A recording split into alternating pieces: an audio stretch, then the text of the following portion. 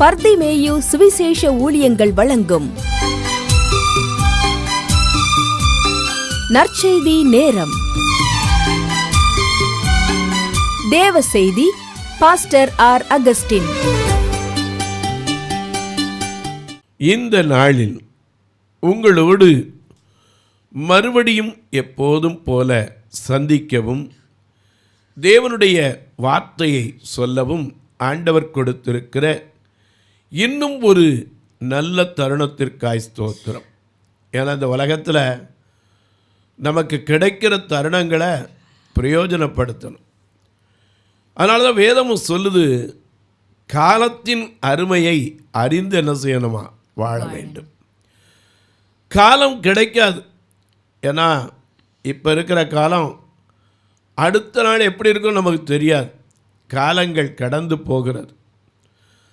ஆகையினால நமக்கு சமயம் வாய்க்குதோ வாய்க்கலையோ தெரியாது.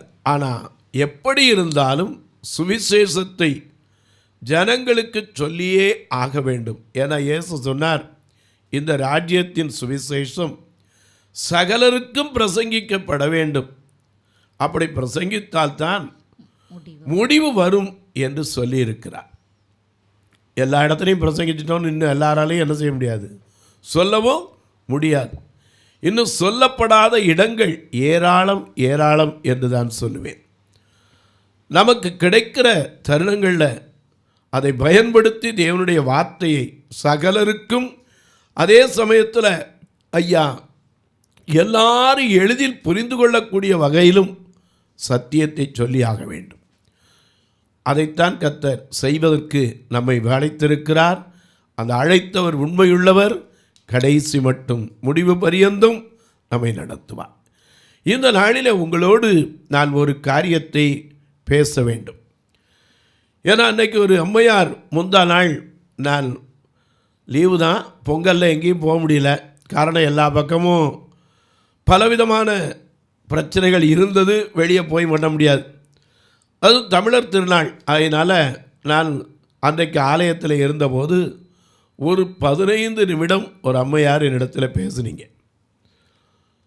என்ன பேசுனீங்க? ஐயா, ஆண்டவருக்குள்ளே வந்துட்டோம், ஆலயத்துக்கு போகிறோம், நல்லா ஜெபிக்கிறோம், வேத வசனங்களை கேட்கிறோம், ஆனால் விட வேண்டிய காரியத்தை விட முடியலையே, என்ன செய்கிறது அப்படின்னாங்க. உண்மைதான். நான் கேட்டேன், எதற்கம்மா என்று சொன்னேன். என் புருஷனும் சரி, அன்னைக்கு எப்படி இருந்தாரோ அதே மாதிரி தான் இருக்கார், எந்த மாற்றமும் வர மாட்டேங்குது. அவருடைய பேச்சில் மாற்றம் இல்லை, செயலில் மாற்றம் இல்லை, சிந்தையில் மாற்றம் இல்லை, நடைமுறை பாவனைகளில் கூட மாற்றம் இல்லையே. ஆனால் வேதம் என்ன சொல்லுது? ஒருவன் கிறிஸ்துவுக்குள் இருந்தால் புது சிருஷ்டியாய் இருக்கிறான், பழையன எல்லாம் ஒழிந்து போயின எல்லாம் புதிதாயிடுச்சுன்னு சொல்லுதே. எங்கள் வீட்டில் ஆக மாட்டேங்குது ஐயா, விட வேண்டியவைகள் என்ன எங்களுக்கு கொஞ்சம் சொல்லுங்கள், விட்டால் அந்த சந்தோஷம் கிடைக்கும்னா நாங்களும் அதற்கு முயற்சிக்கிறோம் என்று சொன்னீங்க. ஆகையினாலே இன்றைக்கு விட வேண்டிய காரியங்கள் என்னென்ன, இதைத்தான் உங்களுக்கு சொல்லப் போகிறேன். அதற்கு ஆதாரமாக உங்களுடைய வேதாகமத்தை எங்கே இருந்தாலும் சரி, தயவு செய்து இந்த நிகழ்ச்சியை பார்க்கிற போது மறக்கவே கூடாது. நான் சொல்கிறது சரியாக இருக்கான்னு பார்க்குறக்காவது நீங்கள் வேதத்தை கையில் எடுத்து நெகேமியாவின் புஸ்தகம் 1, 2, 3, 9ஆம் அதிகாரத்திலே நெகேமியா 9, 1, 2, 3 வசனங்களை கையில் அப்படி எல்லாரும் தேடி திருப்பி எடுப்பீங்களா? பழைய ஏற்பாட்டில் அப்படி எடுக்கிற வரைக்கும் நீங்களும் நானும் சேர்ந்து பாடப்போம். ஆண்டவருடைய பாட்டை நீங்கள் எங்கே இருந்தாலும் சரி சேர்ந்து பாடுங்களா? அல்லேலூயா.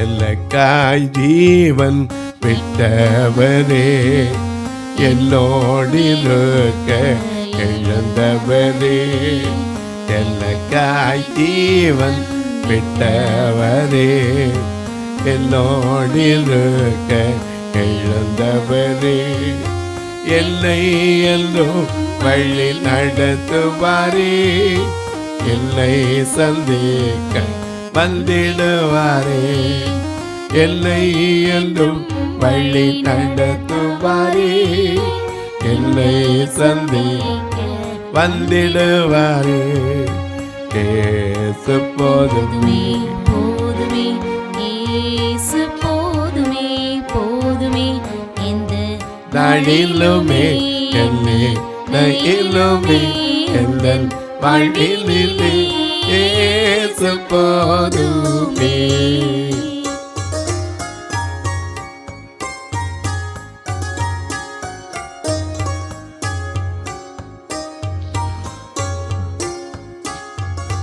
உள்ளுள்ள இடங்களில் மேய்த்திடுவார், தமத தள்ளி நடத்திடுவார்.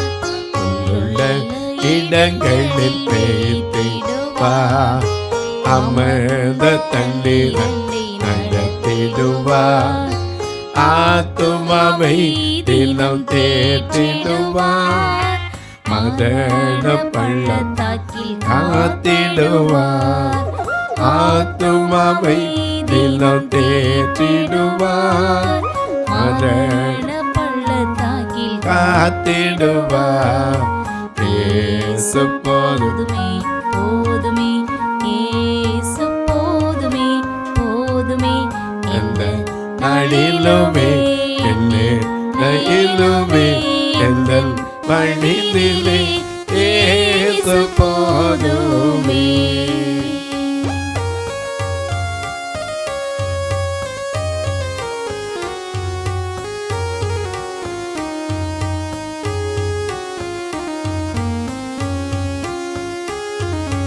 மனித எல்லை கைவிட்டாலோ, மாவேசம் அழுகி நாடிட்டாலோ, மனித எல்லை கைவிட்டாலோ, மாமிசம் அழுகி நாரிட்டாலும், ஐஸ்வர்யம் யாவும் அழித்திட்டாலோ, ஆகாத என்று தள்ளிவிட்டாலோ, ஐஸ்வர்யம் யாவும் அழித்திட்டாலும், ஆகாதவள் என்று தள்ளிவிட்டாலும், இயேசு போதுமே, போதுமே, இயேசு போதுமே, போதுமே, எந்த நாளிலுமே என்னிலுமே எந்த வாழ்வினிலே இயேசு போதுமே.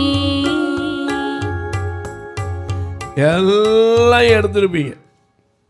எந்த நாளிலும் எந்த நிலையிலும் இயேசு போதும் அப்படின்னு சொல்கிறோமே. விட வேண்டிய காரியங்களை அநேக சொல்கிறீங்க, விடவே முடிய மாட்டேங்குது பிரதர். எவ்வளவோ முயற்சிக்கிறோம், ஆனால் விட முடியலையே. கண்டிப்பாக சொல்கிறேன், விட வேண்டிய காரியத்தை விட்டுத்தான் ஆகணும். எனக்கு அன்பானவர்களே, பிடிக்கக்கூடாத பிடிச்சிக்கிட்டு இருக்கக்கூடாது. என்னை விட வேண்டிய நேரத்தில் கண்டிப்பாக விட்டுறணும். வேதத்தில் பாருங்கள், நான் உங்களுக்கு சொன்னேன், நெகேமியாவின் புஸ்தகம் 9ஆம் அதிகாரம் 1, 2, 3 வசனத்தை வாசிக்க கேட்போம். அந்த மாதம் 24ஆம் தேதியிலே 24வது தேதியிலே இஸ்ரவேல் புத்திரர் உபவாசம் பண்ணி ரெட்டுடுத்தி தங்கள் மேல் புழுதியை போட்டுக்கொண்டவர்களாய் கூடி வந்தார்கள். இது அக்செப்டட். ஏன்னா எல்லாரும் துக்கம் வந்துச்சுன்னா கேட்க வேண்டியதில்லை. ஏன்னா வேதத்திலையும் பார்க்கிறோம், எத்தனையோ இடத்துல யோபு கூட என்ன செய்தான், ரெட்டுடுத்தி கொண்டு சாம்பலில் உட்கார்ந்தார். ஏன் நினிவேல நான் பார்க்கிறோம், ராஜாவிலிருந்து மிருக ஜீவன்கள் வரைக்கும் துக்கம் வந்த உடனே என்ன செய்தான், ரெட்டு உடுத்தி கொண்டு புசிக்காம குடிக்காம சாம்பல்ல உட்கார்ந்தான். ஏன் அரண்மனை வாசலுக்கு வரவே கூடாது ரெட்டுடுத்தி. ஆனால் அப்படி இருந்தும் மொர்தெக்காய் என்கிற ஒரு யூதன் என்ன செய்தான்? ரெட்டெடுத்து கொண்டு அரண்மனைக்கு வந்ததை பார்க்கிறோம். ஏன்னா இது ரெட்டுடுத்துவது துக்கத்தை அடையாளமாய் வைக்கிறோம். அது மட்டுமல்ல, சாம்பலை போட்டுக்கொள்வதும் துக்கத்திற்கு அடையாளம். ஏன்னா நாம் போன வாரம் கூட தியானித்தோம். 102ஆம் சங்கீதத்திலே 10வது வசனத்திலே ஒரு அருமையான வார்த்தை உண்டு. தாவீது சொல்லுகிற ஒரு அருமையான வார்த்தை, ஆதலால் நான் சாம்பலை அப்பமாக புசித்து என் பானங்களை கண்ணீரோடு கலக்கிறேன் என்று சொன்னான். ஏன்னா துக்கத்தில் அவன் இருந்த நிலைமை அவரே சொல்லுகிறார், நான் பாழான இடங்களிலே இருக்கிற ஆந்தையைப் போல் இருக்கிறேன், இரவிலே தூக்கமில்லாமல் தனித்திருக்கிற குருவியைப் போல் இருக்கிறேன். அது மட்டுமில்ல, 3ஆம் வசனத்தில் சொல்லுகிறார், என் நாட்கள் புகையைப் போல ஒழிந்தது, என் எலும்புகள் கொள்ளியைப் போல் எரியுண்டது. அது மட்டுமல்ல, என் இருதயம் புல்லை போல் வெட்டுண்டு உலர்ந்தது, நான் போஜனத்தை புசிக்க மறந்து. இதெல்லாம் துக்கத்துக்கு அடையாளங்கள். உபவாசிக்கிற போது நாம் இதை செய்கிறோமோ இல்லையோ, செய்யணும். ஏன்னா ஆண்டவருக்கு உபவாசம் அப்படின்னு சொன்னால் உண்மையாக அந்த உபவாசத்தில் விட வேண்டிய காரியங்களை நம்ம முதல்ல விட்டுறோமா? அநேகரை பார்த்தீங்கன்னா உபவாசம் சொல்லிக்குவாங்க, அன்னைக்கு தான் ஓட்ஸ் 2 டம்ளர் குடிப்பாங்க. அது என்ன உபவாசம்? உபவாசம் என்றால் ஒரு காரியத்தை நீங்கள் மனசில் வச்சுக்கணும். யோனாவின் புஸ்தகத்தில் 3ஆம் அதிகாரத்தை படித்து பாருங்கள். உபவாசத்துக்கு அவ்வளவு பெரிய காரியம் செஞ்சார். ஜனங்கள் எல்லாரும் உட்கார்ந்து புசிக்க குடிக்க முடியாமல் ரெட்டெடுத்து கொண்டு, ஏன்னா நினிவேக்கு வரப்போகிற அழிவை மாற்றுவதற்கு எல்லாரும் இறைவனிடத்தில் கெஞ்சணும் சொல்லி உட்கார்ந்தாங்க. இதை கேள்விப்பட்ட உடனே ராஜாவும் இறங்கி வந்தார். பெரியவர் சிறியவர் வாலிபர் முதியவர் எல்லாரும் இறங்கி வந்து சாம்பலில் உட்கார்ந்தாங்க. எனக்கு அன்பானவர்களே, இங்கேயும் பார்க்குறோம், நெகேமியாலையும் சொல்கிறோம். என்ன செய்தாங்களாம்? உபவாசம் அப்படின்னு சொல்லி ஒரு தேதியை சொன்னாங்க. 24ஆம் தேதியிலே உபவாசம். அதில் என்னென்ன செய்கிறாங்க? ரெட்டெடுத்து கொண்டாங்க, அடுத்தாப்புல சாம்பலில் உட்கார்ந்தாங்க, புழுதியை போட்டு கொண்டாங்க. இஸ்ரவேல் சந்ததியார் மறுஜாதியாரை எல்லாம் விட்டு பிரிந்து. அதுதான் இன்னைக்கு தெரிய வேண்டியது. விட வேண்டிய காரியத்தை உடனும் பிரிய வேண்டியது என்ன செய்யணும்? பிரிஞ்சுதான் ஆகணும். ஏன்னா அதாவது பிரிஞ்சு இருக்க வேண்டிய பிரிஞ்சுதான் இருக்கணும். வானமும் பூமியும் ஒன்றா இருந்தால் என்ன ஆகும்? இருக்கக்கூடாது. வானம் இருந்து சிங்காசனம், அது சிங்காசனம் இருக்க வேண்டியது சிங்காசனம் இருக்கணும். பூமி அவருடைய பாதப்படி, அதில் தான் நாம் இருக்கணும். அநேக நேரங்களில் இது தெரியாமல் தான் ஏசாயா 14, 13, 14 வாசிக்கிறோம். ஒரு தூதனை அலங்கரித்து வைத்தார், ஆனால் அவன் விட வேண்டிய காரியம் மேட்டிமையை விட மறந்து விட்டான். மறந்து என்ன சொன்னான் பாருங்க, ஏசாயா 14, 13, 14, நான் வானத்துக்கு ஏறுவேன். இதுதான் விட வேண்டிய காரியம். எங்கே இருக்கணுமோ அங்கே இருக்க மாட்டான், இருக்கக்கூடாத இடத்துக்கு முயற்சி பண்ணுவான். நான் வானத்திற்கு ஏறுவேன், தேவனுடைய நட்சத்திரங்களுக்கு மேலாக என் சிங்காசனத்தை உயர்த்துவேன், வடபுறங்களில் உள்ள ஆராதனை கூட்டத்தின் பர்வதத்திலே வீற்றிருப்பேன் என்றும். நான் மேகங்களுக்கு மேலாக, நல்ல கவனிங்க, மேகத்தின் மேல யார் வரணும்? ராமா.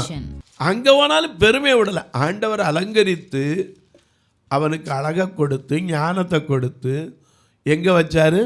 உன்னதத்தில் வைத்தார். ஆனால் இவன் என்ன செய்யலை? தனக்குள்ள விட வேண்டிய காரியம் என்னது? மேட்டிமை பெருமை விடலை. இவர் சொல்றாரு, நான் என் சிங்காசனத்தை என்ன செய்வேன்? உயர்த்துவேன், வானத்துக்கு நேராக உயர்த்துவேன். அது மட்டுமல்ல, வடபூரத்தில் உள்ள ஆராதனை கூட்டத்தின்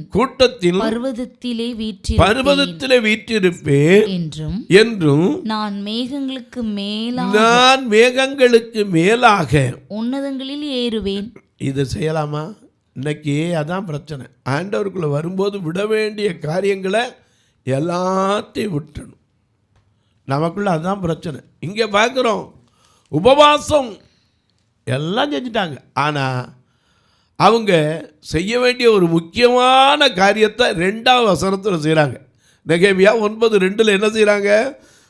அவர்கள் இஸ்ரவேல் கூட்டத்தார் மற்ற ஜாதிகளோடு, இங்கே எழுதியிருக்கார் பாருங்க 9:2, அவர்கள் என்ன பண்ணாங்களா? இஸ்ரவேலின் சந்ததியார் மறு ஜாதியாரை எல்லாம் விட்டு பிரிந்து வந்து நின்று தங்கள் பாவங்களையும் தங்கள் பிதாக்களின் அக்கிரமங்களையும் அறிக்கையிட்டார்கள். அவர்கள் எழுந்திருந்து தங்கள் நிலையிலே நின்றார்கள். அப்பொழுது ஒரு ஜாமம் மட்டும் அவர்களுடைய தேவனாகிய கர்த்தரின் நியாயப்பிரமாண புஸ்தகம் வாசிக்கப்பட்டது. பின்பு ஒரு ஜாமம் மட்டும் அவர்கள் பாவ அறிக்கை பண்ணி தங்கள் தேவனாகிய கர்த்தரை பணிந்து கொண்டார்கள். என கண்பாருடைய தனித்து நின்றார்கள். ஏன்னா சில காரியங்களை விட்டு பிரியணும். இன்றைக்கி அநேக நேரங்களில் ஆண்டவருக்குள்ளே வர்றோம், சபைக்கு போகிறோம், வேதத்தை கேட்கிறோம், ஆனால் பிரிந்திருக்கிறோம். அன்னைக்கு பீலையாம் சபைக்கு போயிருக்கும்போது அவன் பார்க்குறான், அவர்கள் ஜாதிகளோடு என்ன செய்யலை? கலவாதவர்கள். ஆகையினால்தான் அவனால் என்ன செய்ய முடியல? சபிக்க முடியலை. தனித்து வாசம் பண்ணுகிற அனுபவம் ஆண்டவரோடு இருக்கிற இப்படித்தான் இருக்கணும்னு இருக்குது. விட வேண்டிய காரியங்கள் என்ன செய்யணும்? பவுல் சொல்கிறார்ல, எனக்கு எல்லாவற்றையும் அனுபவிக்க அதிகாரம் உண்டு, ஆனால் எல்லாம் தகுதியாக இருக்காது. ஆண்டவருக்குள்ளே வந்துட்டோம்னா விட வேண்டியது என்ன செய்யணும்? விட்டுத்தான் ஆகணும். ஏன்னா ஞானஸ்நானம் எடுக்கும்போது கேட்குறாங்க, உன் பாவங்களை எல்லாம் ஒழித்து விடுகிறாயா? உன் துர்க்கிரியைகளெல்லாம் அழித்து விடுகிறாயா? எல்லாத்துக்கும் என்ன செய்யணும்? சரிங்கிறோம். எந்த நினைவோடு சொல்கிறோம்? சுய நினைவோடு. ஆமாம், யாருடைய கட்டாயமும் இல்லாமல் சொல்கிறோம். அப்போ நம்ம விடுறதுக்கு என்ன தடை? ஒருவன் என்னை பின்பற்ற விரும்பினார் தன்னை முதலாவது என்ன செய்யணும்? வெறுக்கணும். நாம் பாடுவோம், என்ன பாடுவோம்? உன்னையே வெறுத்து விட்டால் நீ ஊழியம் செய்திடலாம். ஏன்னா இயேசு சொன்னார், ஒருவன் என்னை பின்பற்ற விரும்பினால் தன்னைத்தான் வெறுத்து தனக்கென்று வைத்திருக்கிற சிலுவையை எடுத்துக்கொண்டு என்னை பின்பற்ற கடவன். அதை விட இன்னொரு படி சொன்னார், தகப்பனையாவது தாயையாவது மகனையாவது மகளையாவது என்னிலும் அதிகமாய் நேசிக்கிறவன் எனக்கு பாத்திரன் அல்ல. அப்போ கேட்பீங்க, அப்போ புருஷனை நேசிக்கக்கூடாதா? நிச்சயமா நேசிக்கணும், ஆனால் கிறிஸ்துவுக்கு அடுத்த இடம் தான். கிறிஸ்து இடத்தை யாருக்கு என்ன செய்ய முடியாது? கொடுக்கவே முடியாது. ஏன்னா அவருக்குன்னு இருக்கிற இடத்த வேற யாரும் என்ன செய்ய முடியாது? ஆக்குபைட் பண்ணவே முடியாது. ஒன்லி மணவாளன் யாரு? கிறிஸ்து தான். நீ பெண்ணாக இருக்கலாம், ஆணாக இருக்கலாம், ஒருத்தருக்கு மனைவியாக இருக்கலாம், புருஷனாக இருக்கலாம், மாமியாராக இருக்கலாம், பெரிய பணம் படைத்தவனாக இருக்கலாம், ஒன்றுமே இல்லாத தரித்திரனாக இருக்கலாம். ஆனால் யாராக இருந்தாலும் முதலாவது எங்கே இடம்னா தேவனுடைய ராஜ்யம் தான். முதலாவது தேவனுடைய ராஜ்யத்தையும் அவருடைய நீதியும் தேடுங்கள், அப்பொழுது இவைகள் எல்லாம் உங்களுக்கு என்னென்ன காரியம் குறை இருக்கும். மற்ற 6:33 அப்படித்தான் வாசிக்கிறோம். முதலாவது தேவனுடைய ராஜ்யத்தையும் அவருடைய நீதியும் தேடுங்கள், அப்பொழுது இவைகள் எல்லாம் என்னென்ன உங்க மனசுல இந்த நிமிஷத்துல உட்கார்ந்து எதிர்பார்க்கிறீங்களோ, சுகம் வேணுமா, நல்ல ஐஸ்வர்யம் வேணுமா, நல்ல வேணுமா, மனதில் சந்தோஷம் வேணுமா, சமாதானம் வேணுமா, இவைகளெல்லாம் கூட கொடுக்கணும்னா ஒரே ஒரு காரியம், முதல்ல எதுக்கு ப்ரிஃபரன்ஸ் கொடுக்கணும்? தேவனுடைய ராஜ்யத்துக்கு. ஏன்னா முதலாவது தேவனுடைய ராஜ்யத்தை தேடுறதுக்கு நாம் எதை விடணுன்னாலும் ஆயத்தமாக இருக்கணும். எதை நம்ம விட்டுருக்கோம்? ஏன்னா சில காரியத்தை விட முடியலை. அநேக நேரங்களில் விட வேண்டியதை விடாமல் ஆண்டவர் என்னை ஆசீர்வதிக்கலைன்னு சொன்னால் என்ன அர்த்தம்? ஏன்னா விட வேண்டியவர்களை என்ன செய்யணும்? விட்டு விலகணும். வேதத்தில் பாருங்கள், ஒரே ஒரு மனுஷனை உங்களுக்கு காமிக்கிறேன். 1 ராஜாக்களின் புஸ்தகம் 19ஆம் அதிகாரம் 19ஆம் வசனம் 20ஆம் வசனத்தை வாசிக்க கேட்போம். 1 ராஜாக்களின் புஸ்தகம் 19வது அதிகாரம் 19வது 20வது வசனத்தை வாசிக்க கேட்போம். அப்படியே அவன் அவ்விடம் விட்டு புறப்பட்டு போய் 12 ஏர் பூட்டி உழுத சாப்பாத்தின் குமாரனாகிய எலிசாவை கண்டான். ஏன்னா அந்த எலியா என்ன பண்ணாரு? போய் சூரச்செடிக்கு அடியில் படுக்க போயிட்டார். ஏன்னா எசபேல் ஒரு வார்த்தை சொன்னான். என்ன சொன்னா? 19ஆம் அதிகாரம் 1 வசனத்தை பாருங்க. எலியா செய்த எல்லாவற்றையும் அவன் தீர்க்கதரிசிகள் எல்லாரையும் பட்டயத்தாலே கொன்று போட்ட செய்தி அனைத்தையும் ஆகாப் ஏசபேலுக்கு அறிவித்தான். அப்பொழுது ஏசபேல் எலியாவினிடத்தில் ஆள் அனுப்பி அவர்களில் ஒவ்வொருவனுடைய பிராணனுக்கு செய்யப்பட்டது போல நான் நாளை இந்நேரத்தில் உன் பிராணனுக்கு செய்யாதே போனால் தேவர் அதற்கு சரியாகவும் அதற்கு அதிகமாகவும் எனக்கு செய்ய கடவர்கள் என்று சொல்ல சொன்னாள். இந்த வார்த்தை எலியா கேள்விப்பட்ட போது ஓடி போய் எங்க படுத்துக்கிட்டாரு? சூரச்செடி, விளக்கமாத்து மரம், குரூம் ட்ரீ, அதில் படுத்துக்கிட்டு போதும் ஆண்டவரே, என் ஜீவனையும் எடுத்துக்கொள்ளும் போதும். இப்படி இருந்தவன நீங்கள் உட்காந்து படித்து பார்த்தீங்கன்னா கர்த்தர் வந்து அப்பத்தையும் கொடுத்து ஒரு தூதனை அனுப்பி தழலில் சுடப்பட்ட அடையையும் ஒரு பாத்திரத்தில் தண்ணீரையும் கொடுத்து தட்டி எழுப்பினார். திரும்பவும் தூங்கிட்டான். மறுபடியும் தட்டி எழுப்பினார். அவன் எழுந்து போஜனம் பண்ணி 40 நாள் இரவும் பகலும் நடந்து எங்க வந்தான்? தேவனுடைய பர்வதமாகிய ஓரேபுக்கு வந்தான். இப்படி வந்த இடத்துல போய் ஒரு கெவியில போய் ஒளிஞ்சுக்கிட்டான். கர்த்தருடைய சத்தம் கேட்கல. கர்த்தர் அவனை அழைத்தார். எலியாவே, இங்கே உனக்கு என்ன வேலை அப்படின்னு சொல்லிட்டு அவனுக்கு வேலையை கொடுக்கிறார். 1 ராஜாக்கள் 19ஆம் அதிகாரம் 15ஆம் வசனத்தை பாருங்க. அப்பொழுது கர்த்தர் அவனை பார்த்து நீ தமஸ்குவின் வழியாய் வனாந்தரத்துக்கு திரும்பி போ. ஆசகேலை சீரியாவின் மேலே ராஜாவாக அபிஷேகம் பண்ணு. பின்பு நிம்சியின் குமாரனாகிய யெகூவை இஸ்ரவேலின் மேல் ராஜாவாக அபிஷேகம் பண்ணி அதற்கு பிறகு ஆபேல் மெகோலா ஊரானாகிய சாப்பாத்தின் குமாரனாகிய எலிசாவை உன் ஸ்தானத்திலே தீர்க்கதரிசியாக அபிஷேகம் பண்ணு அப்படின்னா உடனே இங்கிருந்து எந்திரிச்சு போறார். ஒவ்வொருத்தரையா அபிஷேகம் பண்ற பெரிய பாக்கியம் யாருக்கு கிடைச்சு? எலியாவுக்கு.